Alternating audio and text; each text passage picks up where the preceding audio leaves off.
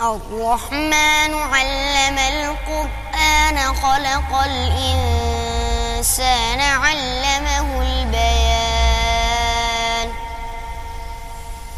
الشمس والقمر بحسبان والنجم والشجر يسجدان والسماء رفعها ووضع الميزان ألا تطغوا في الميزان وأقيموا الوزن بالقسط ولا تخسروا الميزان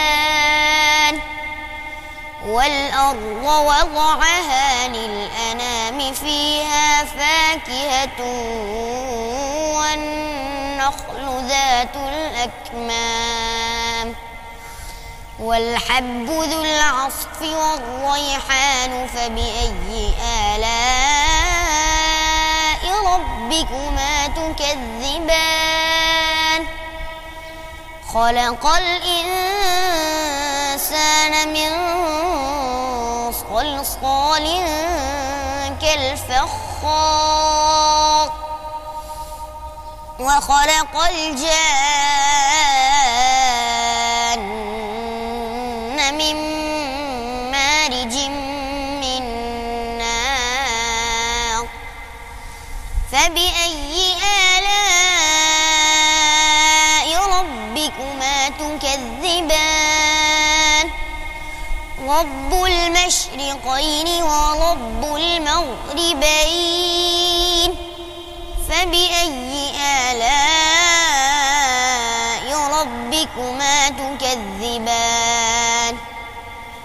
مرج البحرين يلتقيان بينهما برزخ لا يبغيان فبأي آلاء ربكما تكذبان يخرج منهما اللؤلؤ والمرجان فبأي آلاء ربكما تكذبان وله الجوار المنشآت في البحر كالأعلام